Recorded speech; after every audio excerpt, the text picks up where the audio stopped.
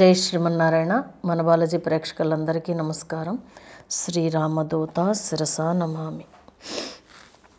మనకి రేపు అమావాస్య అంటే 29వ తారీఖు అమావాస్య అంటున్నారు.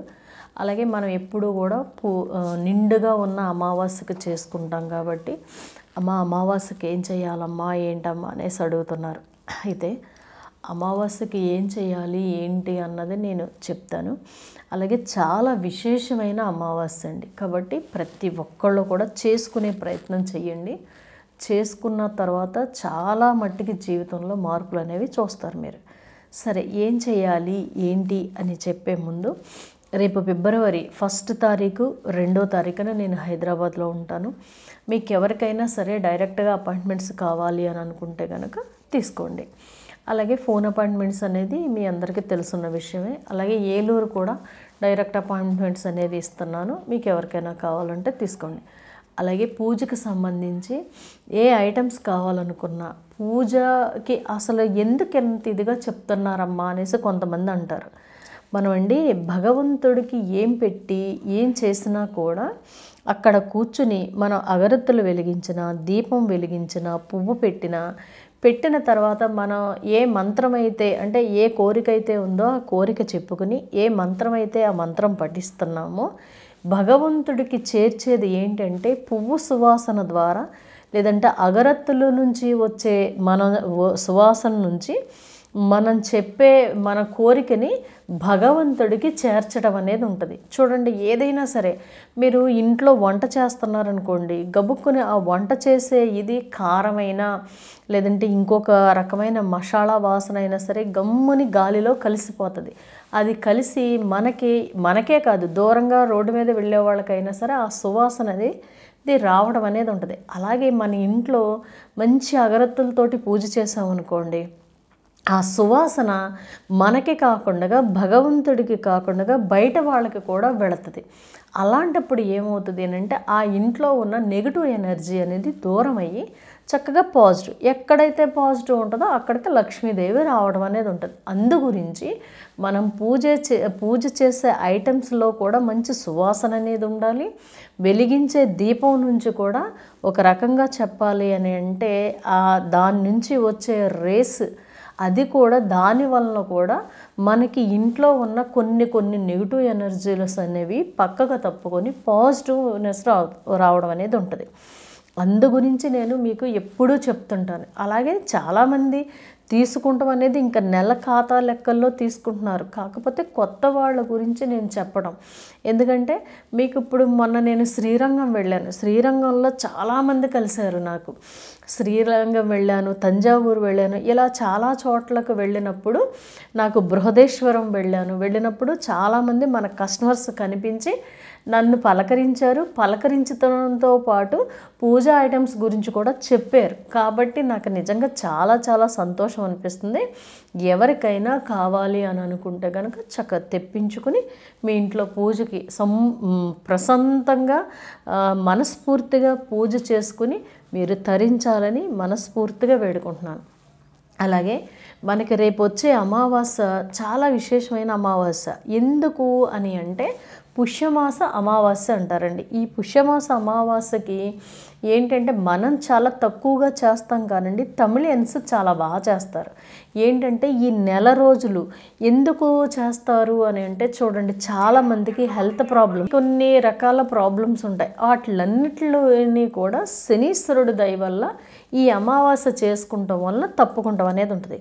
అలాగే మీకు తమిళనాడులో అంటే మనకు వచ్చేటప్పటికి తిరుపతి నుంచి మనం చెన్నై అంటే చెన్నై గనక వెళ్తున్నా, చెన్నై మెడ్రాస్ నుంచి మీకు కంచి వెళ్ళే లైన్లో ఒక స్వామివారు తగులుతారు. ఆయన పేరు విజయరాఘవ పెరుమాళ్ళు అనమాట.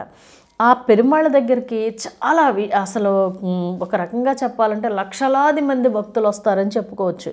ఎందుకని అంటే మీకు నేను ఒకసారి చెప్పాను, ఒక కడియం చేయించుకుంటారండి వాళ్ళు, వెండి కడియం చేయించుకుని వాళ్ళ కోరిక అంటే హెల్త్ బాగోలేదని, లేకపోతే ఇంకో కోరిక మెయిన్ అయితే హెల్త్ గురించి చెప్పి ఆ కడియాన్ని పూజలో పెట్టి ఆ కడియానికి అర్చన అభిషేకం ఇవన్నీ చేసుకుంటారు. చేసుకున్న తర్వాత ఆ స్వామి పేరు చెప్పి ఏం చేస్తారంటే వాళ్ళు చేతికి తగిలించేసుకుంటారు. తగిలించుకుని స్వామి 40 రోజుల దీక్షగా మిమ్మల్ని నేను ఆరాధిస్తాను, ఆ తర్వాత ఈ కడియాన్ని తీసుకొచ్చి మీ గుళ్ళో మీ హుండీలో వేసేస్తాను అనేసి మొక్కుకుంటారు. ఇలా మొక్కుకొని కూడా తీసుకెళ్ళి వేసేస్తారు. అలాగా ఒక రకంగా చెప్పాలంటే కొన్ని లక్షల మంది కూడా అంటం తక్కువేమోనండి, కొన్ని కోట్ల మందికి ఆ భగవంతుడు ఆరోగ్యాన్ని ప్రసాదించాడు. చాలామందికి తెలుసు ఈ విషయం. అయితే అలాగే అక్కడికి వెళ్ళిన వాళ్ళు ఉప్పు మిరియాలతో దిష్టి తీసుకుంటాం, బెల్లంతో దిష్టి తీసుకుని అక్కడ కోనేరులో వేయడం, ఈ సాంప్రదాయం మనకి ఎప్పటి నుంచో వస్తుంది. అయితే మనం ఏం చెయ్యాలి, మనకి ఏం చేసుకుంటే ఆ భగవంతుడి దగ్గరికి వెళ్ళలేకపోయినా మనకు అంతటి ఫలితాన్ని కలిగించాలి అని అంటే గనక ప్రతి ఒక్కళ్ళు కూడా నువ్వులు ఉండలు రెడీ చేసుకోండి. అమావాస్య పూజ చేసుకునే వాళ్ళు ఏం చేస్తారంటే, ఈ మనిషి అన్న తర్వాత హెల్త్ అనేది ఖచ్చితంగా ఇబ్బంది కలుగుద్ది. ఎందుకంటే ఇప్పుడు చూడండి, నేను తమిళనాడు చాలా మట్టుకు తిరిగి వచ్చేటప్పుడు ఫుల్ జ్వరం. నాకు అక్కడే అడుగుతాం మొదలుపెట్టారు, అమ్మ అమావాస్యకి ఏం చేయాలి, అమావాస్యకి ఏం చేయాలి, 1వ తారీఖుకి ఏం చేయాలి, ఇలా చేసుకుంటాం వల్ల మాకు చాలా బాగుందమ్మా అనేసి, అమ్మ వెళ్ళాక నేను వీడియోస్ చేస్తానమ్మా అనేసి నేను చెప్పాను. అయితే ఏంటంటే మనిషి అయి పుట్టిన తర్వాత ఖచ్చితంగా హెల్త్ ప్రాబ్లమ్స్ ఉంటాయి. మీరు రేపు వచ్చే అమావాస్యకి ఏం చేస్తారంటే, లక్ష్మీదేవికి పూజ చేయడానికి, అర్చన చేయడానికి చామంతి పువ్వులు తెచ్చుకోండి. తర్వాత విష్ణుమూర్తికి పూజ చేయడానికి తులసి దళాలు తెచ్చుకొని నువ్వులుండలు, ఈ నువ్వులుండలు ఎవరి కోసం అంటే శనీశ్వరుడికి నివేదన చేయడానికి చేసుకుని పక్కన పెట్టుకోండి. అలాగే యథావిధిగా మనం స్వామి అమ్మవారిని శుభ్రంగా ఈ కాయిన్స్ అన్నిటిని మళ్ళీ చెప్తున్నాం, కాయిన్స్ లేకపోయినా అదేంటి ఫోటో ఉంటుంది కాబట్టి ఆ అమ్మవారిని స్వామివారిని చూసుకునైనా పూజ చేసుకోవచ్చు. కాయిన్స్ ఉన్నవారు ఏం చేస్తారంటే ఆ కాయిన్స్ని తీసి చక్కగా శుభ్రం చేసి ఆ పళ్ళెంలో పెట్టుకుని ఫస్ట్ గణపతి ఆరాధన చేసుకున్న తర్వాత అప్పుడు మీ దగ్గర ఉన్న కాయిన్స్ అన్నిటికీ కూడా అభిషేకం అంటే జలం ఎలా తయారు చేసుకోవాలో మీకు ఒకసారి నేను చెప్పాను కాబట్టి కావాలంటే ఆ వీడియో చూడండి. అభిషేక జలాన్ని రెడీ చేసుకుని మీరు లక్ష్మీ అష్టోత్తరంతో తర్వాత వెంకటేశ్వర స్వామి అష్టోత్తరంతో అభిషేకం చేసేయండి. చేసిన తర్వాత శుభ్రంగా నీళ్ళని పక్కన పెట్టేసుకుని ఈ అమ్మవారి ప్రతిమల్ని వాటిని తీసుకుని శుభ్రంగా తుడిచి గంధం పెట్టి తర్వాత కుంకుమ పెట్టండి. గంధం ఎందుకు పెట్టాలంటే గంధం పెట్టడం వలన పుణ్యం వస్తుంది. పుణ్యం వచ్చింది అంటే మీకు సంపదలు వస్తాయి. కాబట్టి గంధం పెట్టి తర్వాత కుంకుమ పెట్టుకోండి.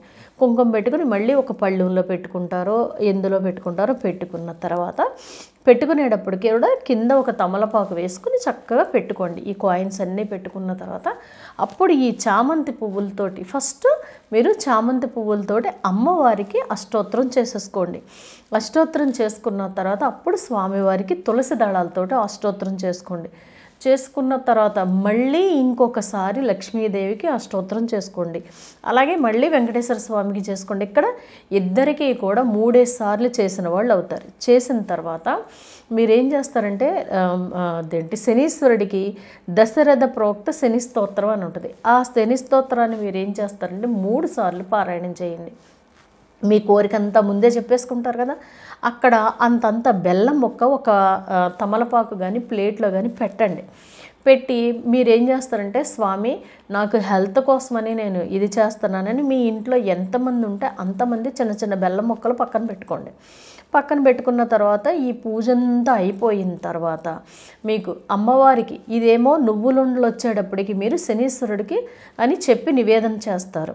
తర్వాత బెల్లం వచ్చేటప్పటికి మీకోసం అనేసి, అలాగే మీకు లక్ష్మీదేవికి వచ్చేటప్పటికి ఏం చేయాలంటే పరవన్నాన్ని నివేదన చేయాలి.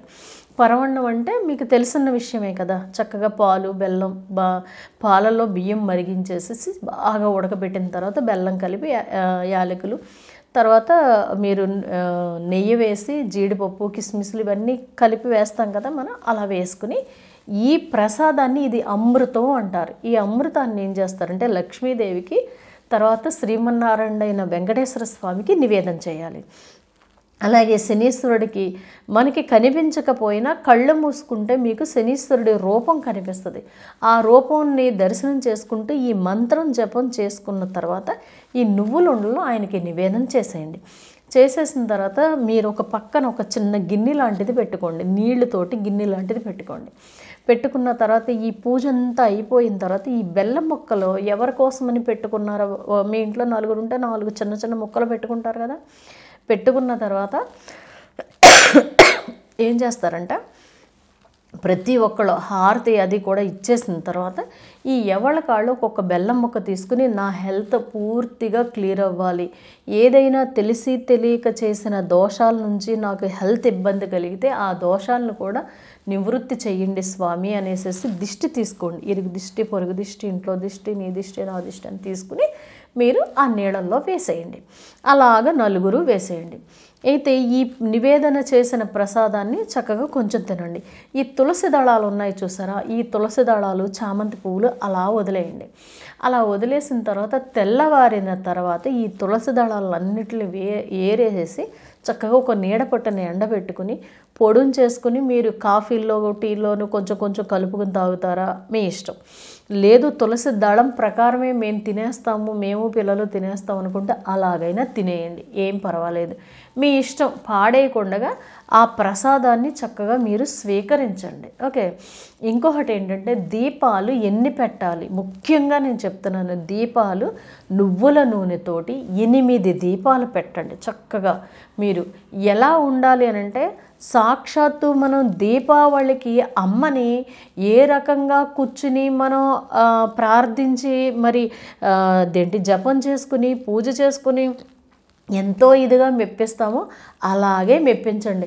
మీరు ఆ 8 దీపాలు నువ్వుల నూనెతో పెట్టిన తర్వాత మీరు ఈ పూజ ఇది అంతా అయిపోయి ఇది చేసేటప్పుడు ఏం చేస్తారంటే కాసేపు లైట్లు అవి తీసేయండి. మీకే తెలుస్తుంది, మీరు చేసే పూజ నుంచి మీకే పాజిటివ్నెస్ తెలిసిపోద్ది. లేదా అక్కడికక్కడ మీకే ఇబ్బంది కలుగుతుంది, ఇక్కడ నుంచి నాకు కొంచెం ఇబ్బంది ఉంటుందని కూడా మీకే తెలిసిపోతుంది. అంతటి ఇది కాకపోతే నమ్మి చెయ్యండి. భగవంతుడే ఉన్నాడు, భగవంతుడే మనల్ని నడిపిస్తున్నాడు.